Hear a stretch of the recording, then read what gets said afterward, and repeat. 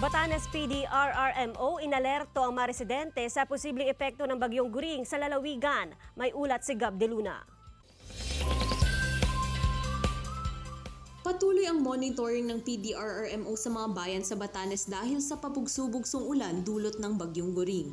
Mahigpit na ipinagbabawal ang pagpalaot ng mga mangingisda dahil sa matataas na alon sa dagat. Inalerto rin ng PDRRMO ang mga residente na maghanda at pumunta sa mga evacuation center habang maaga pa. So mararamdaman namin yung kabagat na naman muli. So yun po yung inaalala namin, kaya ang mga ingisda namin ito, sigurado po wala na naman po magiging trabaho ito dahil sa kabagat. Ang ilang residente, itinali na ang bubong ng kanilang mga bahay. Kung pagdating sa family food packs or naka-preposition na po daw at munisipyo, so handa na po kung sakaling kakailangan nila may bibigay. Samantala, pansamantalang binawasan ng Batanes Electric Cooperative ang oras sa pagbibigay ng supply ng kuryente. Magiging 16 hours na ang supply ng kuryente simula ngayong araw, August 29, mula alas 8 ng umaga hanggang alas 12 ng hating gabi.